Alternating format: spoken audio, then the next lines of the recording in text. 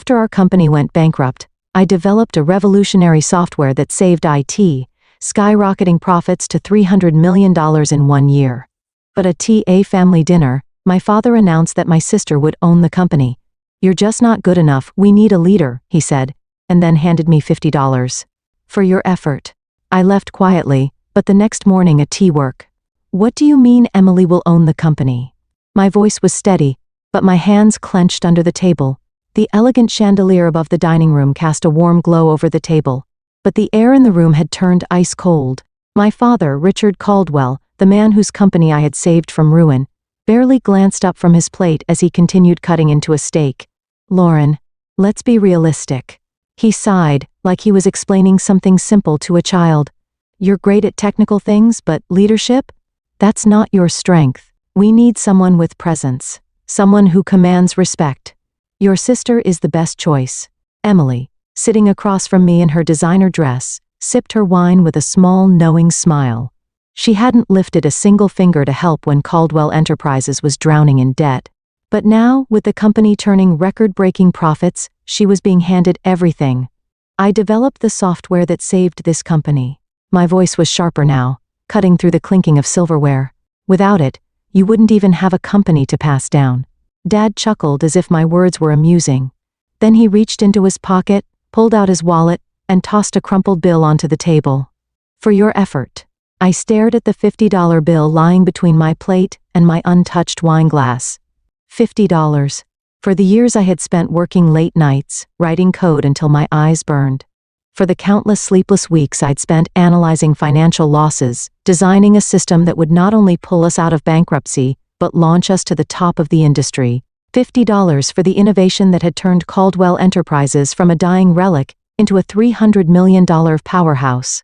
Mom shifted uncomfortably in her seat, casting a glance at me, but she said nothing. No one did. I looked at my father, the man I had idolized growing up, the man I had worked my entire life to make proud. And in that moment, I realized something. It was never about merit. It was never about effort or success, or even loyalty. It was about control. "I see." My voice came out quieter than I expected. I picked up the $50 bill, turned it over in my fingers, and then calmly folded it into my napkin. Then I stood. "Lauren, don't be dramatic," Dad scoffed, waving his hand dismissively. I smiled. "I'm not being dramatic. I'm just excusing myself. Clearly my role in this family is nothing more than a background character, so I'll remove myself from the scene." Emily let out a soft chuckle, barely hiding her amusement. "Lauren," Mom started, but I was already walking out of the dining room, my heels clicking against the marble floor. I didn't slam the door. I didn't yell or demand fairness. I simply left. The next morning, I arrived at work early, as always. The office had changed over the past year. Just a year ago, the atmosphere had been suffocating, employees whispering about layoffs, department heads quitting before the company could collapse. Now it was thriving. My software had revolutionized the logistics industry, automating processes that used to take weeks into mere minutes. We had expanded globally, securing deals with top clients. But today, something felt different. As I walked through the lobby, I noticed a few nervous glances exchanged between employees. Conversations hushed when I passed. I reached my office only to find the door already open. Inside, my desk had been emptied. My computer was gone. The nameplate that had once read Lauren Caldwell, CTO, was missing. Sitting in my chair, comfortably flipping through some documents, was Emily. She glanced up with a bright, artificial smile. "Oh, good morning, Lauren. Didn't Dad tell you? I'll be moving into this office. You'll be reporting to me now." I felt my stomach drop, but my expression didn't waver. "What's my position?" My voice was steady. Emily tilted her head as if considering, then she shrugged. "We'll figure something out. Maybe something in IT support?" "IT support. In my own company. In the company I had saved." She smirked. "Dad suggested you take some time off, actually. Relax. Maybe work on some hobby projects. But don't worry. You'll still be part of the company in some capacity." I took a slow breath, my heartbeat hammering in my ears. They wanted me out after everything I had done, after every sacrifice, every late night, every solution I had created to keep this company alive. They were discarding me like an afterthought, like I was worth $50. I stared at my sister, then at the company logo on the glass walls outside my office, Caldwell Enterprises, a name that once meant family, loyalty, and legacy. Now it only meant betrayal, but I didn't argue. I didn't protest. I simply nodded. Understood. Then I turned and walked out. They thought they had won. They thought I would disappear quietly. They had no idea what was coming next. I walked out of the office with my head high, my pulse steady. They thought they had buried me. They thought I would disappear, accept whatever scraps they tossed my way, maybe even beg to stay. But as I stepped into the elevator and the doors slid shut, a single thought burned in my mind. Watch me. The first thing I did was vanish. Not literally.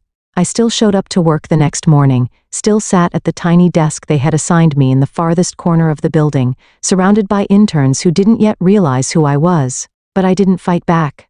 I didn't argue. I watched. And in less than a week, I saw exactly what was happening. Emily was in way over her head. She had no idea how to run a company, let alone one that had just scaled into a multi-million-dollar empire. She spent her days in endless meetings, making decisions based on instinct instead of actual data.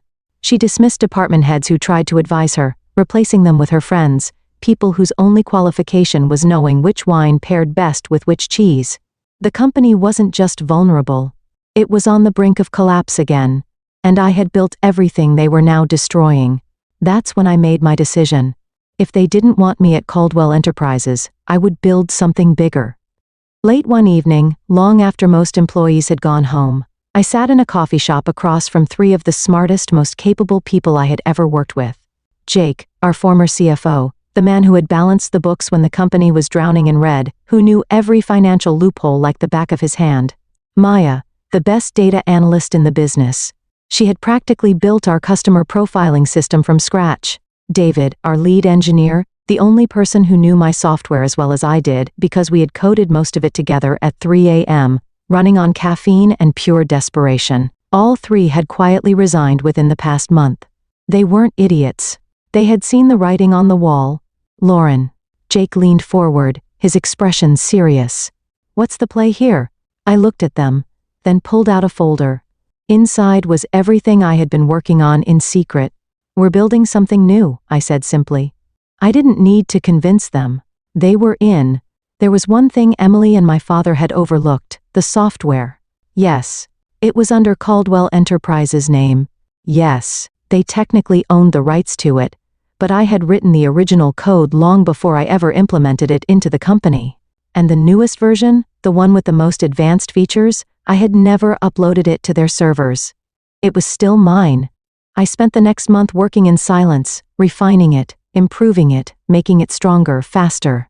Then I pitched it, not to Caldwell Enterprises, to their competitors. Within 3 weeks, I had 3 offers. By the end of the month, I had a deal, a $50 million contract.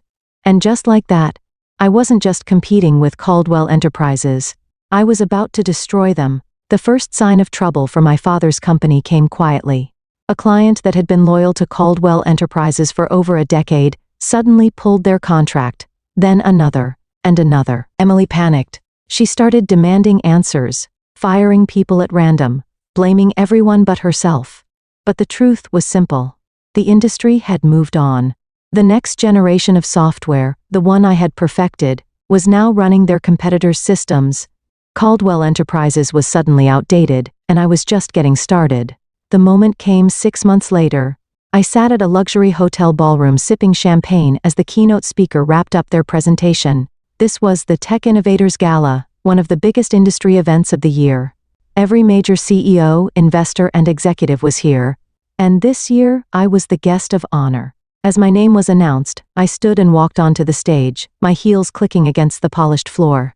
Tonight, we recognize the visionaries pushing the industry forward, the host said.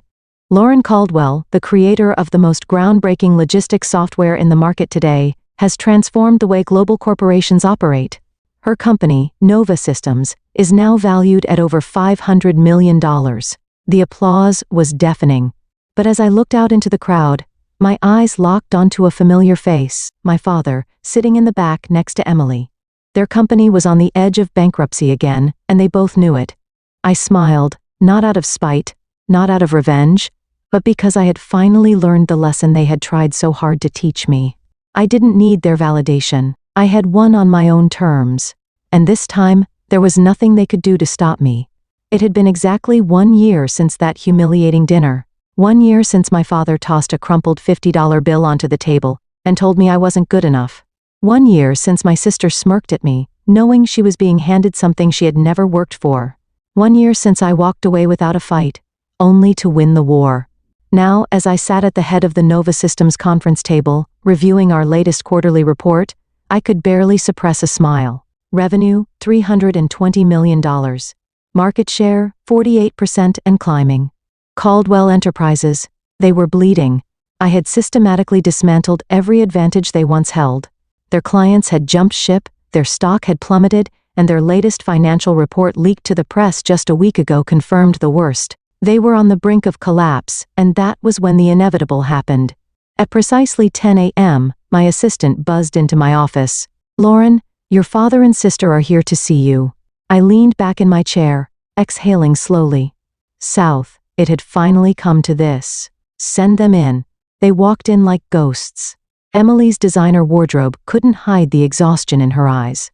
My father, always so composed, always so certain of himself, looked older, defeated. They had lost, and they knew it. "Lauren," my father began, his voice carefully measured. "We need to talk." I gestured to the chairs in front of my desk. They hesitated, probably because they could tell that for the first time in their lives, they were walking into my territory. But they sat. Emily shifted uncomfortably, her nails tapping against the armrest. She wouldn't meet my eyes. Dad sighed. "Look, we've had our differences, but at the end of the day, we're family. Caldwell Enterprises is struggling. We need your help." There it was. I let the silence stretch, watching them squirm. Finally, I spoke.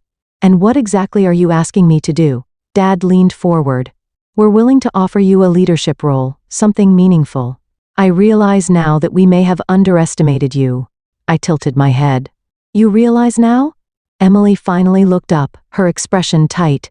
"Lauren, don't be petty. We need you. Okay?" I laughed, actually laughed. "You need me?" I repeated. "That's funny. Because a year ago, you told me I wasn't leadership material. You told me I was only good for technical things." Dad had the nerve to look frustrated. "You know how business works. Decisions were made, but now we have to move forward. If you come back, we can rebuild Caldwell Enterprises together." There it was again. Control? They didn't want me. They wanted to own me. "And what position are you offering?" I asked, feigning curiosity. Dad straightened his shoulders as if preparing to seal the deal. "You'd be second in command, right beneath Emily." I blinked, and then I laughed again, louder this time. Emily flushed. "Lauren, grow up. You built some software? Fine. But that doesn't mean you know how to run a company at our level." I stopped laughing. I leaned forward, resting my arms on the desk between us, and I made sure my voice was as cold as ice. "Emily," I said softly, "my company is worth $500 million. Yours is weeks away from bankruptcy. Explain to me again which one of us doesn't know how to run a company." Silence. Pure, satisfying silence. Dad cleared his throat. "Lauren, please." It was that word that did it. Please. The same man who had dismissed me, belittled me, thrown money in my face like I was an unworthy employee instead of his daughter, was now begging, and I had never felt more at peace. "No." Emily stiffened. "Excuse me?" I said no. I repeated. "I don't need Caldwell Enterprises. You needed me, and you threw me away. You made your choice. And now? You get to live with it." Dad exhaled sharply, frustration creeping into his voice. "You're seriously going to let your own family fail?" "I didn't let anything happen," I replied smoothly. "You destroyed this company the moment you put Emily in charge." Emily pushed back from her chair, standing abruptly. Her face was red now. "You're just bitter," she snapped. "You've always been jealous of me." I gave her a slow, amused smile. "Jealous? Emily, I don't need to be jealous. I already have everything you wanted." I stood as well, smoothing down my blouse. Now if you'll excuse me, I have a real company to run. My father left in furious silence.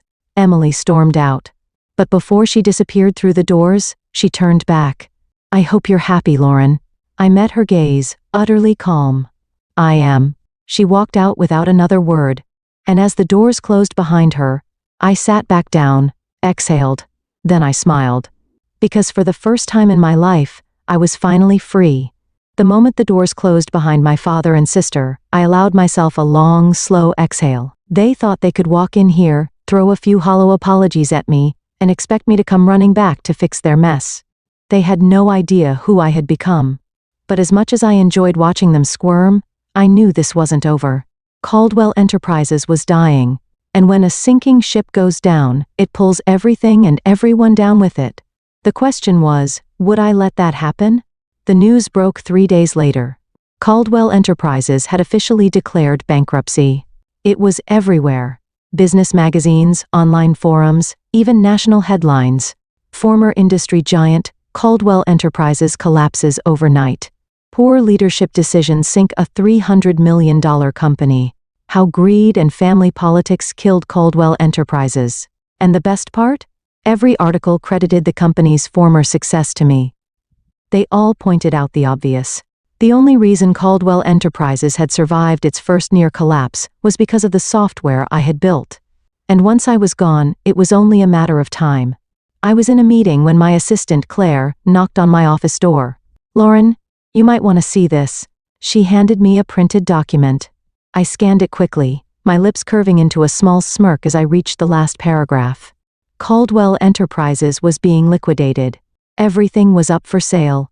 The headquarters building, the remaining assets, even the Caldwell name itself. Dad was desperate.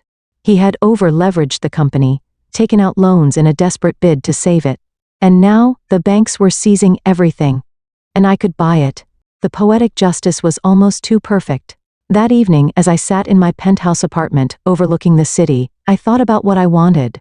I had spent so much time proving myself, so much energy fighting against the people who had dismissed me, betrayed me, belittled me. And now I had already won. Did I really need to crush them further? I thought back to that night, 1 year ago, when my father had tossed $50 onto the table like it was a tip for a waitress, like I was worth nothing. And just like that, my decision became crystal clear. I made my move the next morning. I didn't go through an investment firm. I didn't use a third party. I wanted them to know exactly who was taking everything from them. So I called the bankruptcy attorney handling Caldwell's liquidation myself. I'd like to place a direct bid on all Caldwell Enterprises assets, I said, including the name. The attorney hesitated. Miss Caldwell, do you understand what that would mean? I smiled. I understand perfectly. A week later, I was sitting in the very same boardroom my father had once ruled over like a king. Only this time, I was the one holding the crown. The paperwork was spread out before me. A sleek black and gold pen resting on top of the final contract. With the single signature, Caldwell Enterprises would belong to me. The empire my father had built, the one he refused to let me lead, was now mine. Emily and Dad sat across from me, both of them ashen-faced. Dad looked like he had aged another 10 years in the past week. Emily wouldn't even make eye contact. I still can't believe you're doing this, she muttered. I raised an eyebrow. Doing what? Buying a failed company? Acquiring a name that no longer holds any value? She scowled. You know what I mean? I leaned back in my chair, tapping my fingers against the polished wood of the table. Funny, I mused. A year ago, you didn't think I was capable of running a company, but now you're acting like I have too much power. Dad exhaled sharply. Lauren, just sign the damn papers. I picked up the pen, paused, and then I slid the documents back across the table. Dad blinked. Emily frowned. What is this? Dad asked. A counteroffer, I said simply. He picked up the papers and scanned the first page. His eyes widened. You're dissolving Caldwell Enterprises? Emily gasped. You're shutting it down? I smiled. That's right. My father looked like he might explode. Why would you do that? I leaned forward, my voice calm. Because I don't need Caldwell Enterprises. I never did, but I do want one thing. I pointed to a single clause on the last page. Dad followed my finger, and his breath caught. Emily snatched the document and read it aloud, her voice shaking.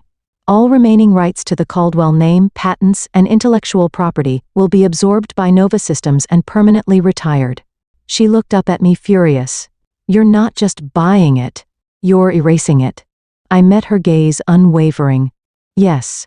Caldwell Enterprises would never exist again. The name would never be rebuilt. The company would never be resurrected. It would simply disappear. Just like they had tried to make me disappear. Dad clenched his jaw. You're just doing this to get back at us. No, I corrected. I'm doing this because some things deserve to die. I picked up the pen again. This time, I signed. And just like that, it was over. The Caldwell era was gone. And in its place, Nova Systems soared. With no competition from my father's failed empire, we expanded rapidly, securing exclusive contracts that once belonged to Caldwell Enterprises.